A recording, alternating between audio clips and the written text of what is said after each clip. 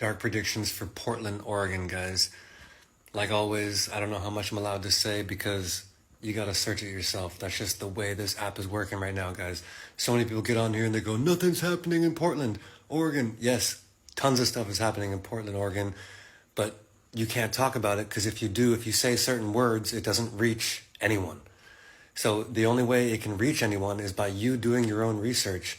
You just go right to the top of the search bar, type in Portland, Oregon, and you'll see a bunch of videos come up, and then you'll know exactly what's going on. And if you don't have like 2 seconds to type in Portland, Oregon, then you don't have the right to get in the comments and ask someone, can someone do all the work for me while I sit here and pick my nose? No, no one help them. Type in Portland, Oregon, or just keep swiping, because that's literally the only way this app works anymore. You cannot say what's going on because then this would reach no one. The only way is to research yourself. Can you guys do that? Can you spread the word on what's happening in Portland?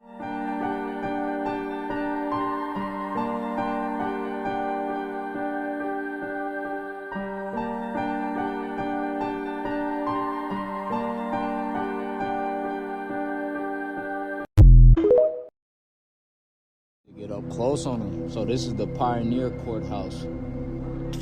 America is Egypt. America is Egypt. Y'all know I'm gonna find them relics, bro. Y'all know I'm gonna find them relics on the land. Got a little building right here. We back in downtown. Downtown Portland. Outside it's chilly. See, this one is in the ground. Slanted up, slanted down into the ground. It's going up.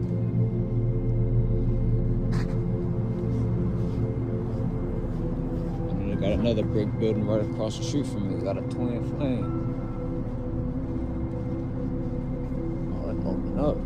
That opened up in here, isn't it? Wow, that's old. Good. And all of this is off level. I was literally went up. Off level shit.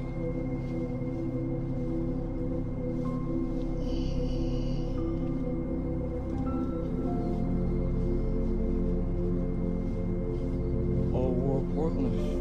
Another building right here on the corner of 12th and Burnside. It's the twin building right here. They don't got no crazy structures, but you could definitely see the remnants of the old world feel. Building right here.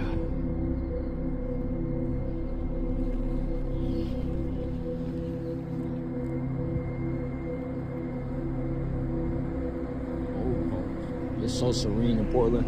I ain't gonna lie to y'all. If y'all never visited Portland, Oregon, you definitely should come visit. It's very serene and peaceful. Got another look at this. This shit look crazy. Theater at the Armory. Portland Center of the Stage at the Armory. It's a crazy looking building right there. More slanted building. Look at that. I didn't even see that building yesterday. It's nice. These buildings today, you know. And I mean, obviously, if y'all here, y'all know what's going on. Y'all don't need no explanation. You can deep in the video. We got the Morgan building right here.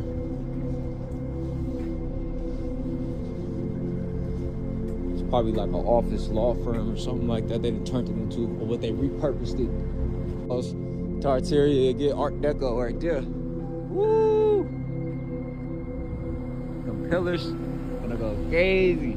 No bad. We're a little closer right now. See them big pillars in the front. United States National Bank. Repurposed building. Ooh, you sound like you just clapped. Y'all know I'm gonna find them relics, bro. Y'all know I'm gonna find them relics on the land. And then they got all the pillars right here. First I was looking at this building, I'm like, man, this one crazy. So crazy right here. But while I was looking at this building, I didn't even know you got a courthouse right here. So I ain't gonna lie, this one sinked into the ground. You definitely see that. That shit sinked all the way into the ground. So we finna push up on this courthouse now. The word is yours, but it's a spiritual taint on the land. Had to get up close on them. So this is the Pioneer Courthouse. United States Court for the 9th Court. Then we got another building right here.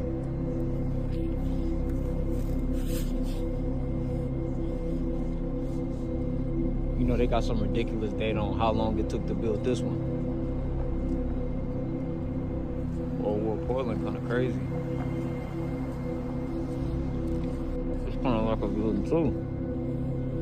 Y'all see that Nordstrom?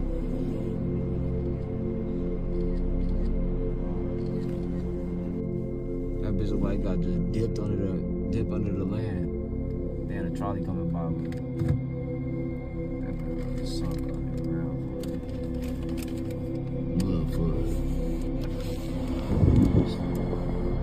Hope y'all enjoy this Tartaria video. Hit this like, man. Let's get this page to 10K, man. Let's do it, man. We all got it, man. Let's do it. Hit that like, man. Share the video everywhere. Traveling on the lane. Y'all want to see me go to Norwegian, see some Tartaria meat. And it's crazy. First edition of the driving in the V Tartaria. Like, gotta get out. See that one right there. It's all type of good. Look at that one. It's like, so we were driving by and I seen this building. America is Egypt. America is Egypt.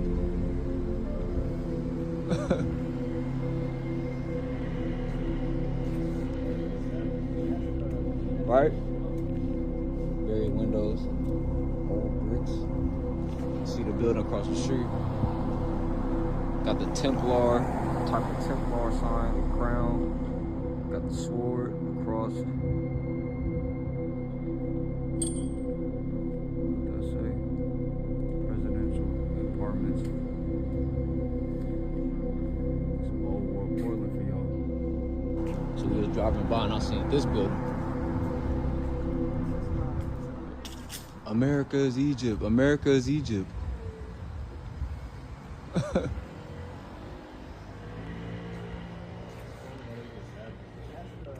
Right?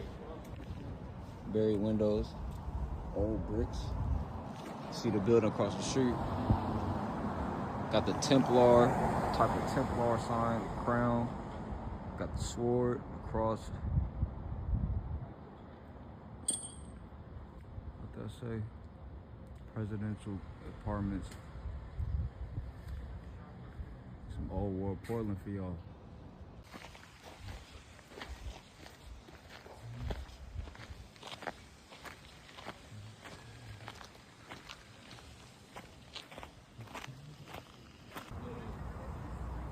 Just left the center of my fault. I always got some good franks with the bacon wrapped. Just left the center. The park. Look. Oh, I'm fried. Right there. Got this church. Right now I'm in Portland. Looking for the old world buildings in Portland. I'm gonna try to slow the camera down and move around so much. It is cold out here though. A lot of times if y'all see me and I'm moving the camera around a lot, it's cold as shit. This is the Portland Telegram, but I researched the history on Portland, and a lot of these buildings that they say usually when you go to these states, the buildings were founded right in like 1840 or 1829. These ones was like they documented on finding these in the 1900s. You got another building right here, the Spencer Hotel next to the Telegram. A lot of this was destroyed, like probably was buildings all right here too. I looked up a lot of Portland guys. Boom! Boomed Portland. Boomed it. I'm like, damn. Portland Hall. Central. Got a building right here on Domain. It looked like they repainted it. Ooh, look at that church. Crazy church right there. Domain Serene. Let's go check that church out. Let's get up close on it. Oh, slanted. Got him. Slanted building. You see how it's slanted down? That's how you know it's flooded in. Oh, they got some engravings right here. The Elks Temple. Nigga will walk right past this. You know what I'm saying? Like, you ain't even finna really get into it. And it's a non-legible. It's almost non-legible. It's a temple. All right, let's hit the street. Stupid. We keep them chunky monkeys. This building right here, old world building, one that they didn't destroy. So imagine the whole city looked like this with a bunch of buildings like this, you know? You got some brown brick buildings down there. From across the street, push up that way, I see some buildings down there. And go up tall. Old World Church.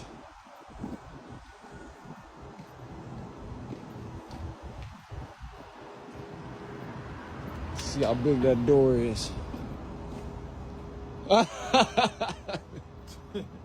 He tripping. He said, pedophiles. First Protestant church. Protestant pedophiles. They not like us. Fucking, they not like us with ministries and sorcerers and deities and entities. Look, underworld shit right there.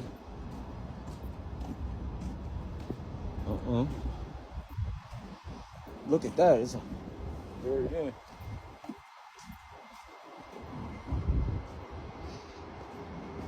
Another old church right there. That's how you know this shit all like all this shit is just new goy slop right here. The whole see this is what the smart city's gonna look like and shit. It's gonna be just a bunch of buildings like this. We done walked up kind of quite a bit too. We've been stooping up the whole time. That shit look like it's burnt and weathered. Like it got torched. Literally. It's one of the buildings that survived. Downtown Portland, Oregon right now.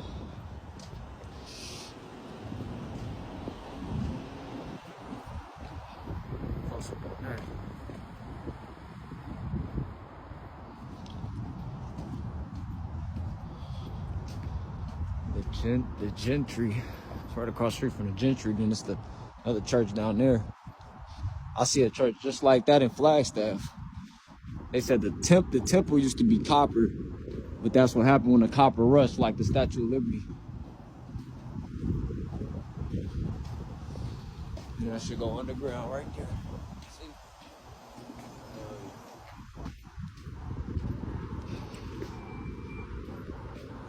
Big churches.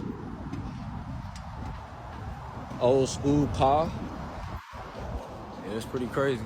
It's not too, I haven't seen nothing crazy though. I'm just kind of just, see the top of the building? Serpent angels, they said that's the parasite, that's not even a snake. That one, right? Yeah, with the angels. They said, but when you see the kundalini, y'all see this building, it's straight up buried down in the land. You see that clear as day. They got a smoke shop right there. I got enough. Oh yeah. I said I got enough wraps.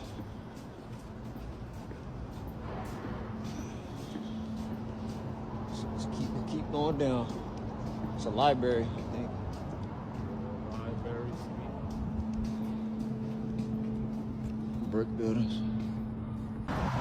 This building interesting too. But then we're gonna start from across the street and then we're gonna cross. Cause you can see more of it. We don't gotta get, let me see. Like from right that angle.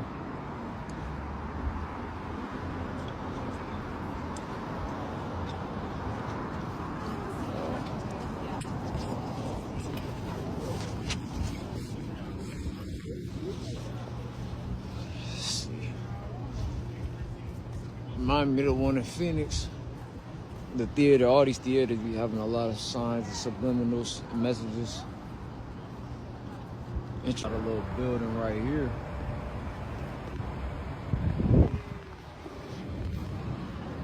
Downtown right now.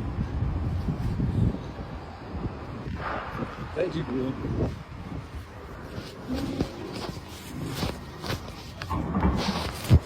I seen just trooping up. You can stay here? Yeah.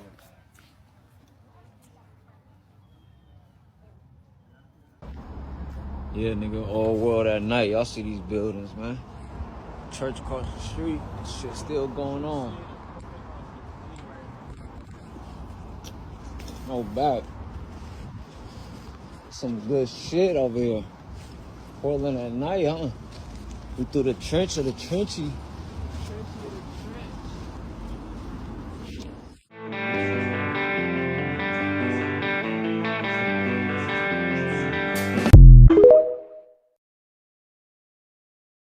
The Shanghai Tunnels. One of Portland's most famous paranormal hotspots is the legendary Shanghai Tunnels. These underground passageways date back to the 1800s, connecting basements of old buildings to the Willamette River waterfront. Historically, the tunnels were allegedly used for Shanghaiing, a practice where unsuspecting people were kidnapped and forced into maritime labor aboard ships. Because of the dark history associated with the tunnels, visitors and investigators have reported experiences such as unexplained footsteps, some cold spots, strange voices captured on audio recordings.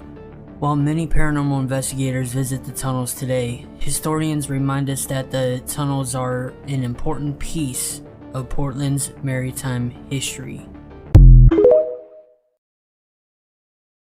At a video of this man, and he was talking about how he was a little shaken up because he was walking past a custard spot in Portland in his town, and he got really weird vibes from it. Then he said it made his mind wander because he's had multiple experiences of him feeling like he's encountered vampires. A lot of people are now saying there are a lot of vampires in Oregon, Virginia, and New Orleans. And I'm just like, what the hell? And then he had another good point. He said, you do know Twilight was based or recorded in Portland. And I'm like, wow.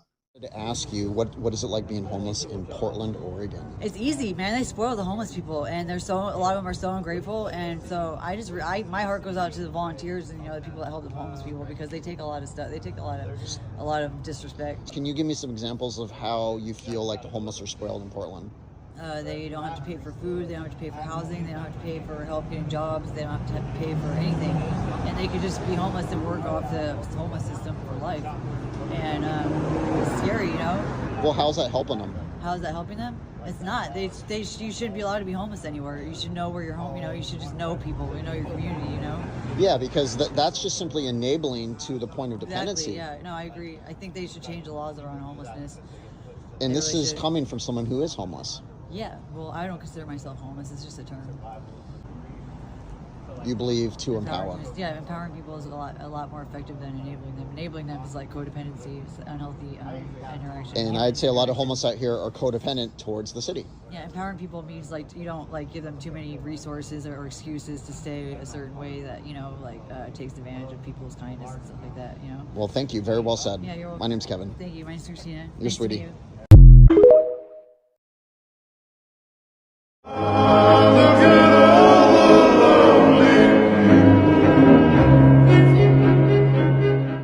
Stressed and I isn't listening. I'm flexing by my fitness. Brand new Cartier lenses. I told them call in forensics. I'm killing the competition. I'm back and I'm with a vengeance. Had to show them it's mine. I had to go stack them digits. They mad that I'm on my grind. Mad my rest is immaculate. Paper stacking. I'm having shit figured. I did gymnastics the way I'm flipping these packages. Let's get it cracking. What's happening? They never catching me lacking. They know I'm back in my bag. I'm the hardest cracker. This rap. I can't even sleep. I can't even roll in peace. Everywhere I go, they notice. Everywhere I go, I keep that pole with me. If Shawty wanna roll with me, she know that we rolling deep. She gon' bust it open, let me stroke it, she don't go for me. Yeah.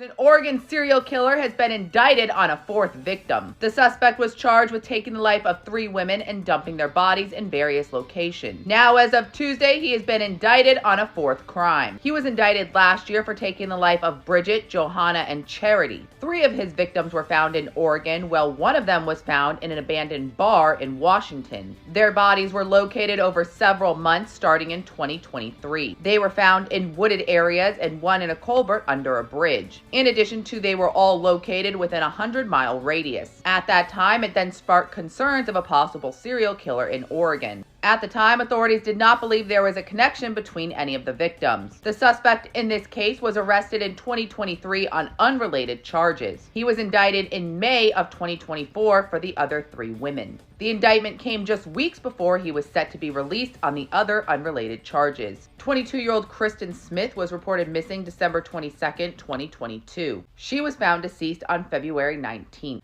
24-year-old Charity Perry was found deceased near the Columbia River. According to authorities, she was located on April 24th. 6 days later, 31-year-old Bridget Webster was then located deceased. Then there is 22-year-old Ashley Reel, who was reported missing on April 4th. She was found in a wooded area by authorities. He has now been indicted on the charge of taking the life of 22-year-old Kristen Smith. To stay up to date on this case, make sure you click the playlist below. I'll keep you guys updated. What do you think? Drop in the comments. Hi friends, if you're from Oregon, I need you to listen. This is very important. Please listen, please stay. Here in Oregon, they are trying to get a petition together. It is called the Peace Initiative. It is PEACE, okay? And what it is they're trying to pass an initiative here in Oregon so that we are not allowed to use our animals for... we cannot harvest our animals. If you have a farm and you have cows or you have chickens or you have anything like that, they're trying to make a law that you are not allowed to harvest your animals. They're also trying to make, within that law, they're trying to make it so that we're not allowed to fish here in Oregon. We will not be allowed to hunt here in Oregon. This, if you see this, you please do not sign it. Please do not sign it. And if by chance it gets on our ballot, please do not vote for it. You don't understand the ramifications of what could happen from this. That would shut down all of our food processing plants. That would shut down all of our local butchers. That would shut down all of our our boat charters that we do off of the coast here that sustain most of our coastal cities. That will do away with that because they will not be allowed to fish. You will not be able to humanely put your dog down or your cat down if it comes to a point where they are terminally ill or get hit by a car, and that it will be illegal. We will not be allowed to do that anymore. They also are trying to make it so that the humane societies and the shelters are not allowed to euthanize animals just because they're full.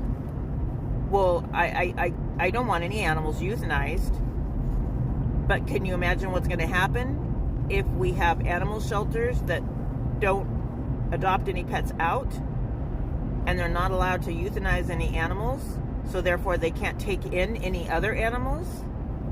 Have you been in a third world country where they don't have shelters? You should take a look at those because they have packs of dogs, packs of cats, and other types of animals that run around their cities. It's not safe.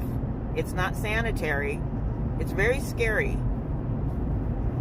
Please, we have to vote no on this. We have to keep this out of our state.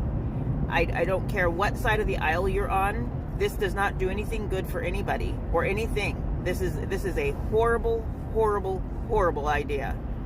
Please go look into it. It's called the Peace Initiative. You literally can put it through Google. It'll tell you exactly what it is and what they're trying to do. So please go look it up. Come back here and tell me what you think about it. We have to stop this. We have to nip this in the bud, and I mean immediately. Thanks for listening, you guys. I'll talk to you soon. We out here good in the hood. Portland, motherfucking Oregon, the only place you have good in the motherfucking hood. You feel me? It is what it looks like. Yes, there's black people in Portland. A whole bunch of them.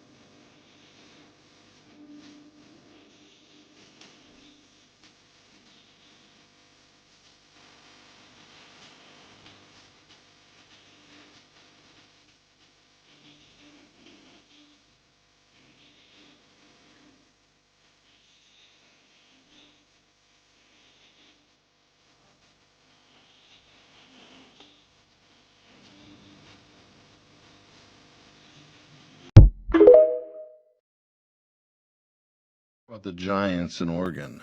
What? Not you're not talking about just Bigfoot because no, I'm talking about a giant. Quit.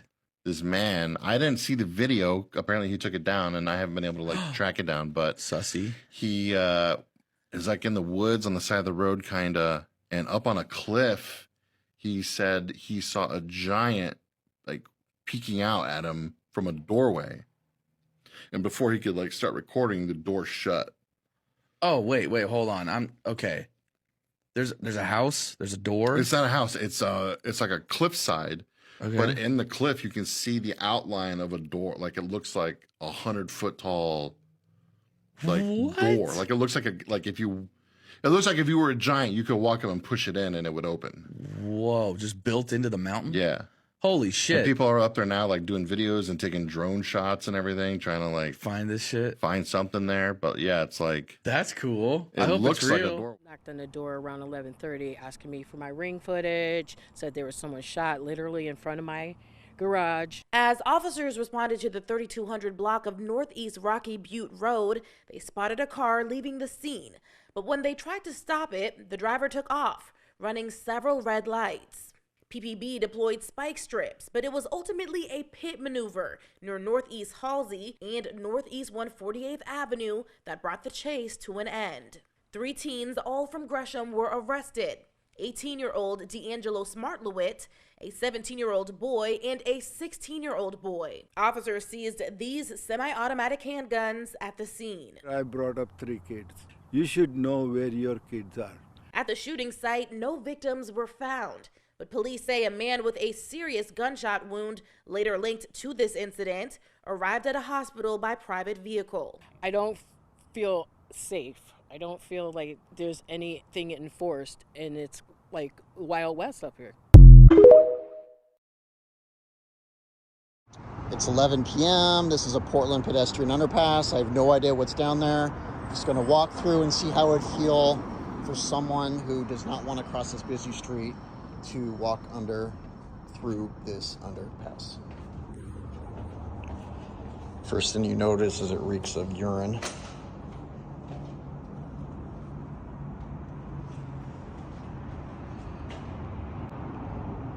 Had to turn the light on, it's pitch black.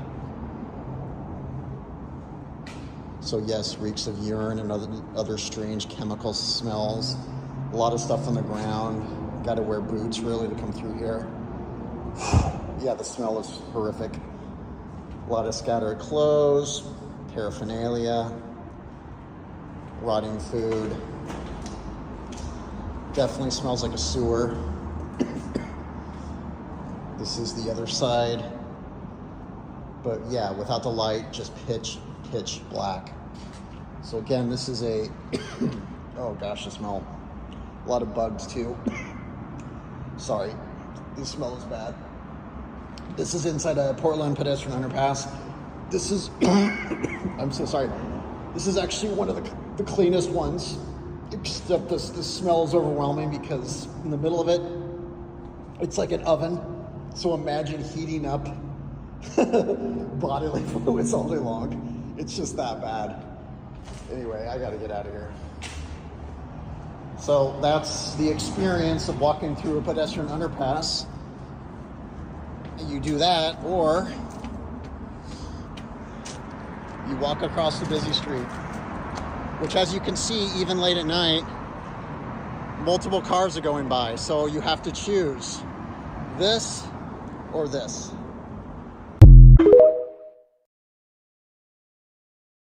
I'm from Portland, Oregon, and today I'm gonna try to walk through Union Station without getting a contact high. Welcome to Jackass.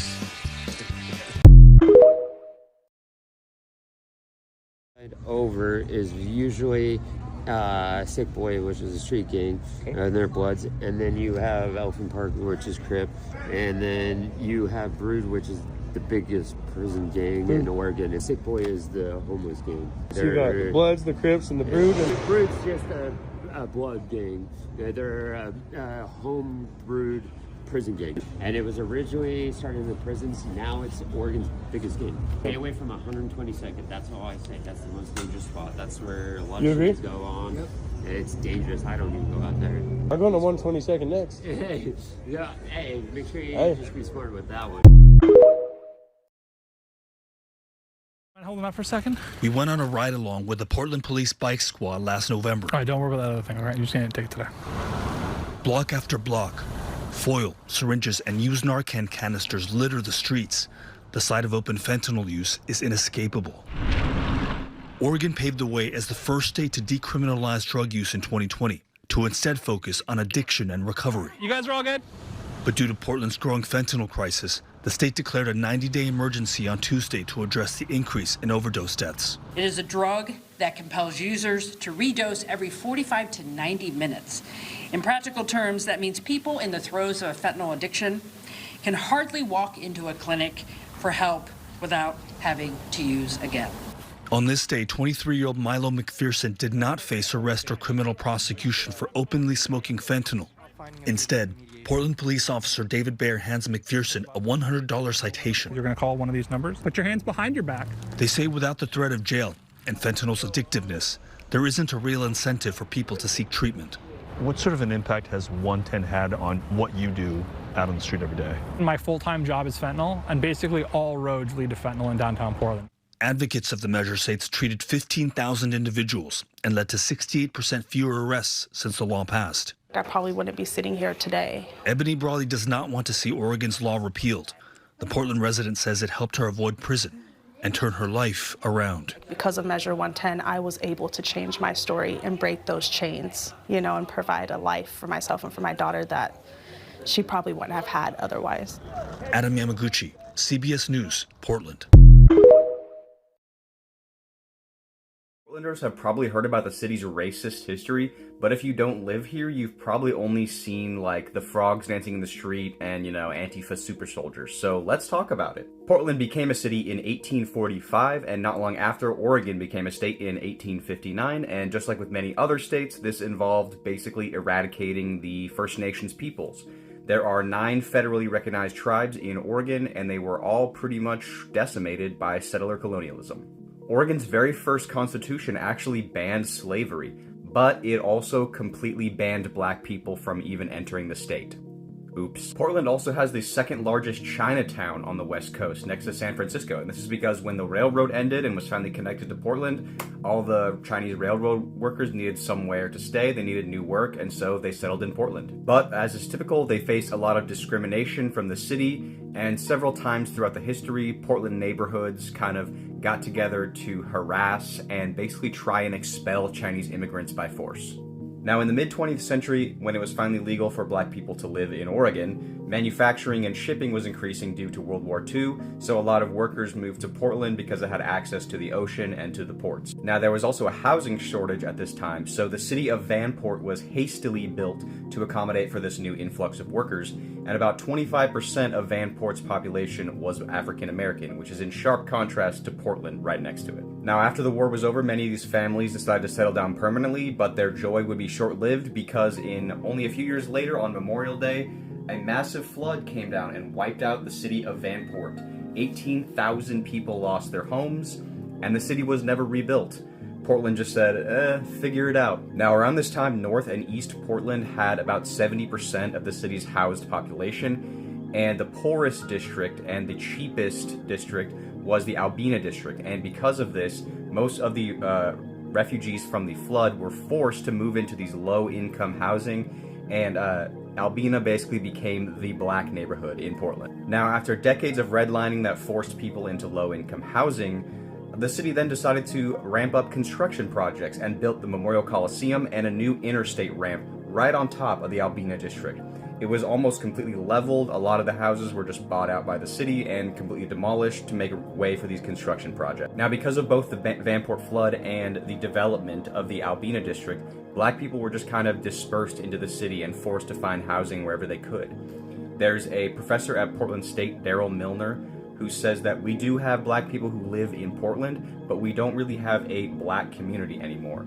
Basically, if you're not white in Portland, your history here has been the history of the city disregarding you, pushing you into low-income neighborhoods, marginalizing you, and basically discriminating against you. There are still land deeds in Portland today that have stipulations at the bottom restricting the race of the person who buys the land. Now, this is mainly because the deeds are so old and they just haven't changed hands in 200 years, and those deeds would not hold up in court today, but the language still exists and is still legally binding for now. Portland has a reputation today of being really progressive, and it's generally that way in regards to like arts, the environment, and culture. But I think Portland's race relations still have a lot of progress to be made, and people kind of are uncomfortable when the history comes up. But it's important to discuss. I've learned a lot about it a lot recently, so I thought I would share. Thanks for watching.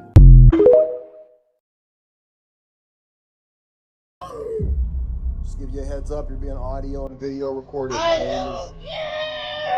My name is Damien. I work for Echelon Security. We're contracted to provide security services on this property.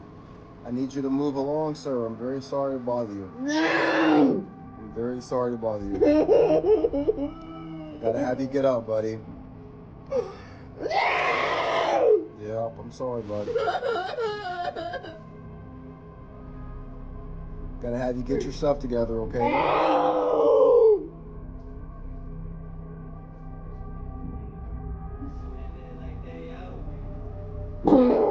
You okay? Morning. You okay, buddy? Sir? Hello? Sir? Gotta get you to wake up, buddy.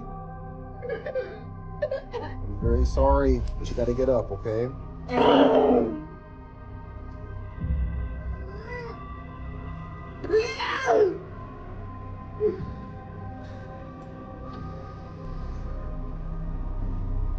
Sir, I'm gonna need you to get up, okay?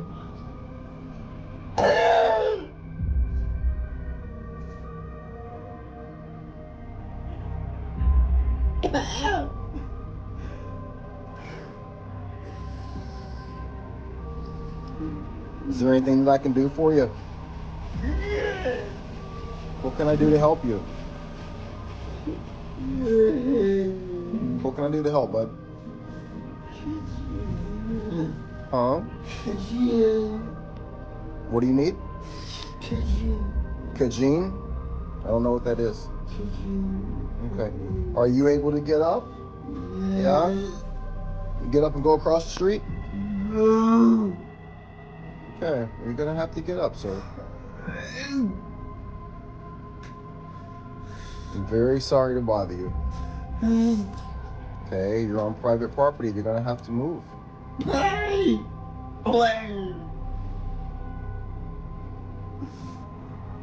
Are you able to get up?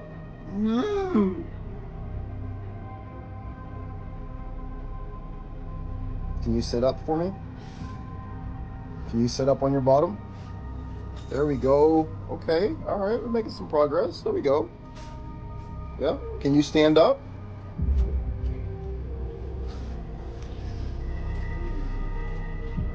There we go. Thank you, sir. Thank you, thank you.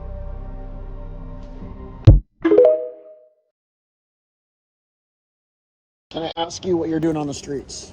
Yeah, honestly, I am the head of the United States Navy now because I did that whole damn fly thing because I've been training, and I kind of want to do this thing like we go like this and do the like figure skating, but like I don't know how to get a ride home. I don't have a house. I'm trying to go to university. I don't really know what to do. Just try and invoke my. I don't know what I'm trying to do, dude. The bitch fucking ruined me and fucking turned me to shit. Are you interested in like a shelter? Yeah, that's good to every bad. You're both of me. You just gonna be like this with me because I'm cute. And I am Jennifer Foster forever for you because we did that. Oh, when you find out what I'm knocking on, he can't get over the fact that I am cooler. My favorite brother is the only one who writes you. Who is that? Can I walk you to the shelter? Yes, please. Can we go slow? It's this way. I tell them, bro. Are you serious? And you'll take a shelter. Yeah, absolutely. Every day if it comes from my grandfather. Okay. I can't believe you didn't know that Patrick held me for 4 days because Jeff wouldn't stop fucking my own twin sister. Okay. The only thing that makes me mad is when they say, do not fucking lie to her. Had her hurt your heart. Do you really think that somebody would ever hurt my heart when I found out my godmother, Carolina Savage, is Filipino? I said the biggest bad bruto in front of Lonnie when he was dead, and he still kept her on age.